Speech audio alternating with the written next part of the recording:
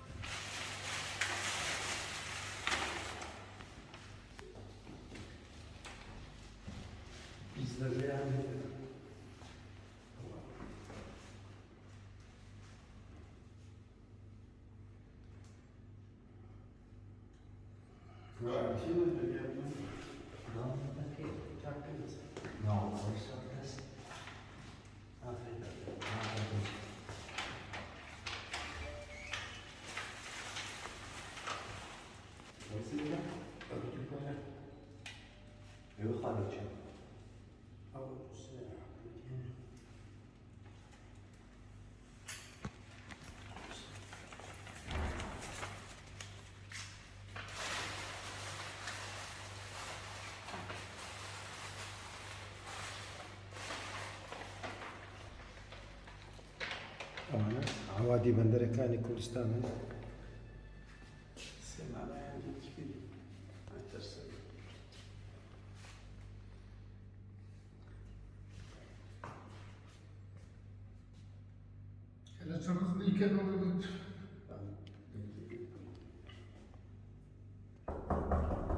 کەس لەمارەیە؟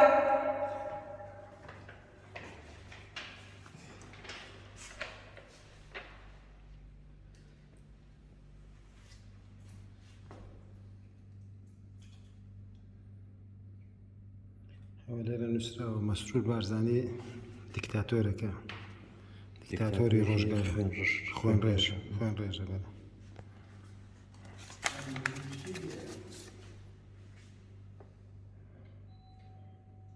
بەرگەمانێ بکەنەوە؟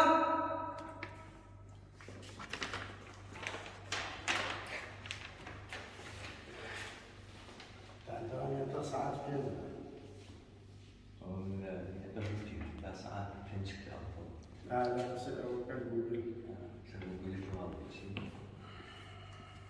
چەوەشیانە گەندەڵی بێ دەوام ناکەن و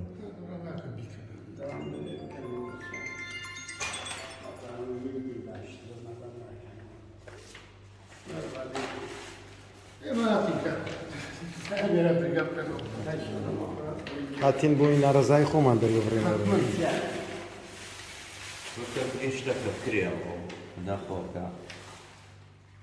نەتی حکوومەتی هەرێم لە جێگایەکشی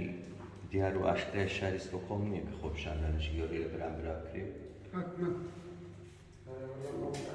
لە بڕۆک زوو گرنگە کە ئەوکە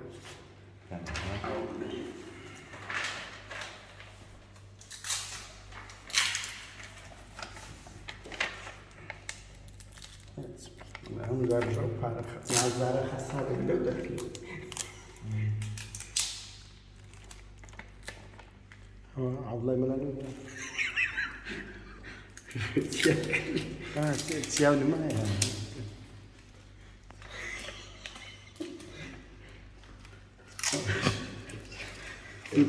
کەچی خۆشە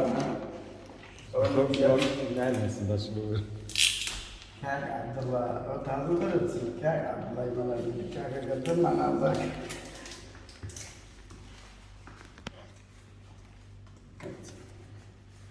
والله عیبە ناوێرم بە پێکەنەوە لەلای حکوومەتی هێڵە تا سعات 5 دەوام بکەین پارەکەی وەرەگرن لێرە دەوام ناکەین ئەمە نوێنەرایەتی بن دیوارێکش کاک مەسرور بارزانی عقوبەیانداوە دەوام ناکەن ئەتو زۆر باز بە چاکسازی دەکەی کاک مەسرور بارزانی گەندەڵی ئەی چۆن ئەوی سویدەیان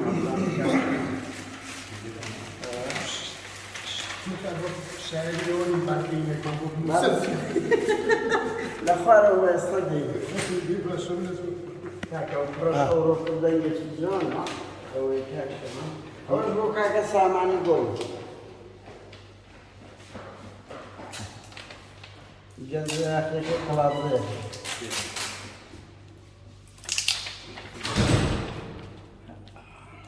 ئەوە لۆ لەو هەمووی لە خەڵات زێت لەو دەست پەزت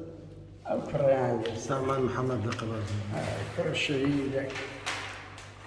ئەوش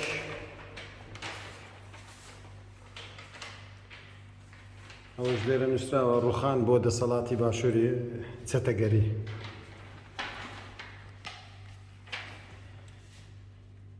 دەسەڵاتی مافیایی دەسەڵاتی مافیایی بۆ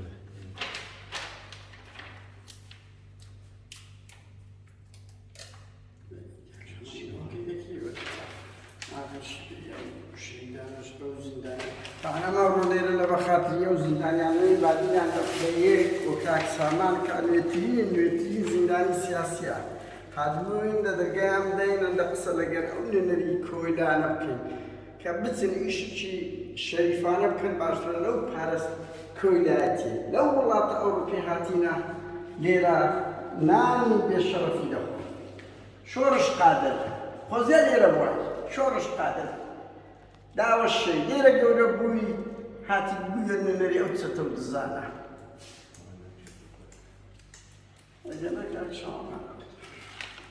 شەرم لە خۆتان بکەن شەرم لەو ئەوروپایان مۆدرنە هاتینە بزانە پێیان شەرمە ناوێرن دەرکەش بکەنەوە ناوێرن لەسەر لە ژۆرێنە داوەشێن دەوامیاتە سەعات 5 باشە بەسە بچینە خوارە لێ دەژێت مشکلی نییە ڕاگرم لێ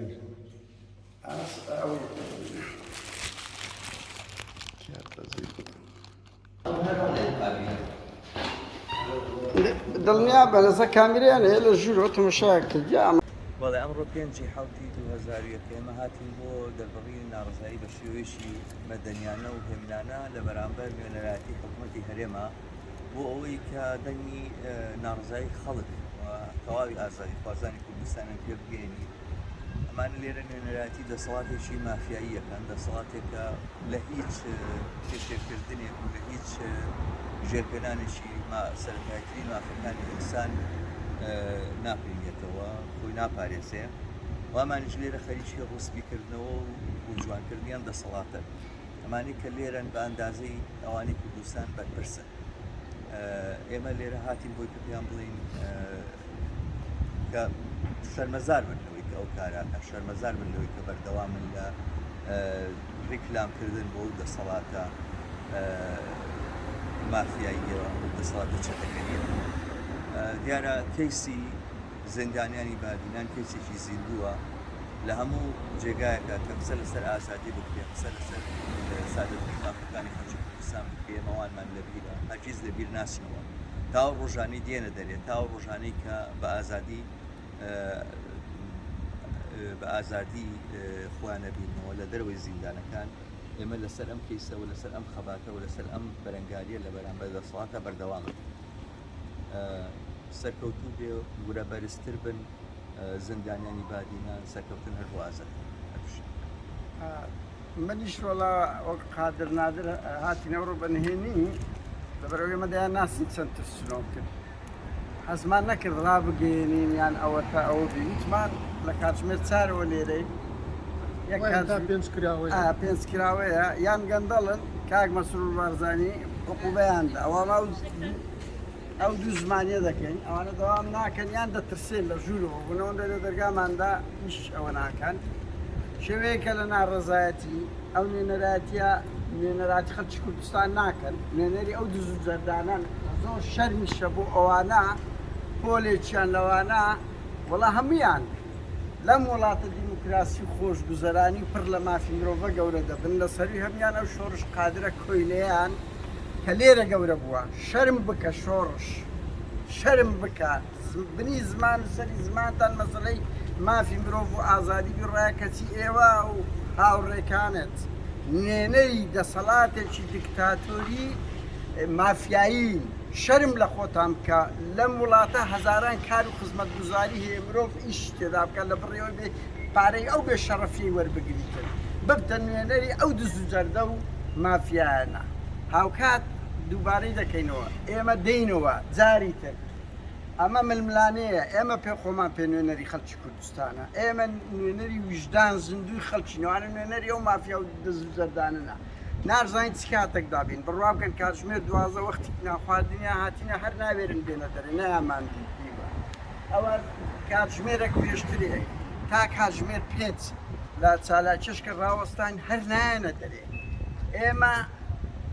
وەک ناڕزایەتی وەک پاڵ پشتێک لە ئەو دەنگە جوانانەی بادینان ئەو دەنگە ئازادی خوازانەی کە ئەو دەسەڵاتە گاڵتە بە دادگا دەکا دەسەڵاتی کردیتە ئامرازێکی سەرکوتکردن بۆیە ئێمە وەکو گروپێک لە هاوڕێیانی هەفتەی شوبات و لە چالاکوانان لەو ئازادی خوازاتی پرۆتستۆی خۆمانیان پێڕا بگەین بەس بەداخۆ نەوێران دەرگا بکەنەوە چکۆمە دڵنیان لە ژوورەوەن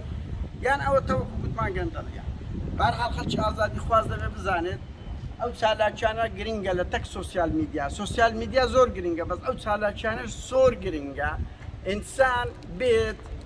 چالاکی بکە ئێمە ئیدکەش دەکەین و چالاکیش بەردەوام دەکەین ڕسوای ئەو نوێنەرانە دەکەن چکۆ نوێنەری مەسعود بارزانی و قوبات تاڵەبانی گۆڕانن ئەو کۆیلانە فەرموو کاکە منیش وەکو کاک قادر و کاک شەماڵ ئەمانی بەشداری بە شێوەیەکی مەدەنیانە و ئاشتی خوازانە بەس بۆ نەویستمان پێیان بڵێن بەرەوڕوو پێیان بڵێن کە ئێوە نوێنەری خەڵکی کوردستانی ئێوە کۆمەڵە دز و مافیا و چەتەن بەرگری لە دەسەڵاتێکی چەتە و مافیاییەکەن بەس ئەوەندە بەڵام بەداخۆ غیرەت ئێوەیان نەبوو تەنانەت ئەو پەیامە شوکەشمان لێ وەربگرن کە پێیان بڵێن ئێوە چن بەعدەنێکن بەڵام نە ئێمە کۆڵێن و نەوازیشیان لێهێنین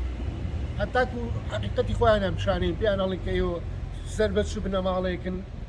بەرگری لە چ بنەماڵە دزیەک و کەندەڵێکەکەن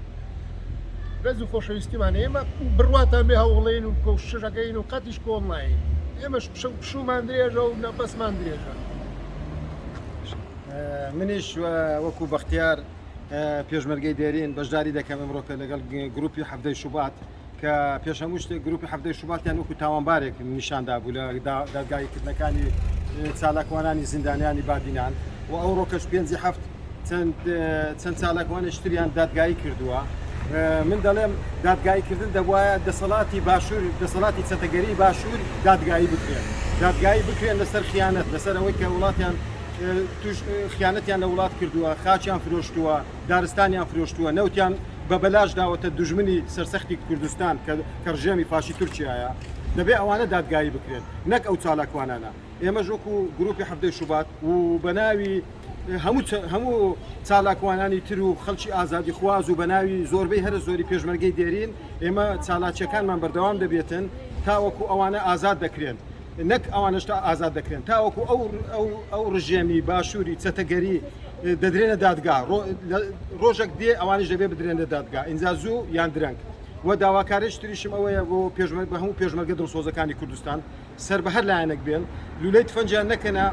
هاوخەباتەکانیان لە پارچەکانی تری کوردستان بە هیچ شێوەیەک لولەی تفەنجیان دەبێت ئامادە بێتن بکرێتە سینجی دوژمنان و داگیرکەران و خاینانی ناوەخۆ لە کاتی دیاریکراوت زۆر سوپاس ئەوە کاک شەماڵ و هاوڕێیانش باسییان کرد ئەو زیندانانەی بادینان سیمبولی ئازادین ئێمە ڕێزیان لێ دەگرین تا ئەو ڕۆژەی ئازاد دەکرێن تا ڕوخانی ئەو دەسەڵاتەیان بە شەرافەتمەندانەتر ئەو زیندانیانە سەریان بە ئاسی قەڵای هەولێر و چیای گۆژەی سلێمانی کەرکووک و دهۆک و گارا بەرزە پێچەوانەی مەسعود بارزانی و خوبات تاڵەبانی و گۆڕانی ملتان ئەوانە سیمبولیۆنە ئەوانە نوێنەری هەموو خەڵکی ئازاد تەمەنی خۆیان ژیانی خۆیان و خێزانیان خستە زیندان لە پێناوی ئازادی ئەرچی هەموو دەنگێکە سەدبارەی دەکرد ئێمە بەنهێنی هاتین تەنان لە هاوڕێیانی خۆشمان ڕێمان نەدا بزانین بۆ ئەوەی بتوانین ئەوان تواندا ناسین چەندە ترسنۆکن و پێشیان دەڵێن دەینەوە شۆڕش قادرەکان دەینەوە چکۆ ئێوە نوێنەری دز و زەردن دەچن لای سویدەکان چەواشە دەکەن حەقیقەتی ئەو هەموو ڕێکخراوە نێودەوڵەتیانەوە ناکەن سەد بارەی دەکەن شەرافەت منترە بڕۆن کرێکاری بکەن بڕۆن لە دوکانەکان بڕۆ گوڵ بفرۆشن باشتر لەوەی نوێنەری ئەو چەتە و دزانە بی هەر ویژدان و ئەخلاقتان تۆزەکەبی لە وڵاتە گەورە بوونا دەژین ئاوهەوای دیموکراسی بکەتی دێن ئەلێرە دیفاع لەو سیستەمە چەتەیەی دەکەن کاقا بڵێ سوال بکەن باشتر ئەو ئیشانەی کەوتە ئەوی ئیشی شەرافەتمەندانەی ئەمانە قەزدم لەوەیانی پێیان بڵێ سوال بکەن باشتر سوال بکەن کورە وەڵە بڕۆ ئیشی سکس بکەن شەریفترە لەوەی نوێنەری ئەوانە دەکەن یعنی ئێستا کە ئافرەتێکی لە سروش زۆر لە ئێوە شەریفترە لە هەموو نوێنەراتیانەی لە ئەوروپایە لەبەر ئەوەی ئەو پەڕی جەستەی خۆی دەفرۆشی بەس ئەوانە دەچن لای ئەوروپیەکان دیفاع لەو سیستەمە مافیا و دزە دەکەن بڕوخن شەرمەزار بن شەرمەزار بە ناوی خەڵکی کوردستان لەوە ئەو حەقەتانیە ئێمەمانان ویژدانی زیندوی ئەو خەڵکەینە زۆر سوپاس ئاوریان ئەوەش نوێنەرایەتێکەیانە ئەوە دەیان بینن ئەوە چەندەمین جارار چەندەی نانگرین بە هەموو تاکتیکێک بەکاردێنی نانگرین بە هیوان ڕۆژێک یەکتر ببینین هەر تووشیەکیش دەبین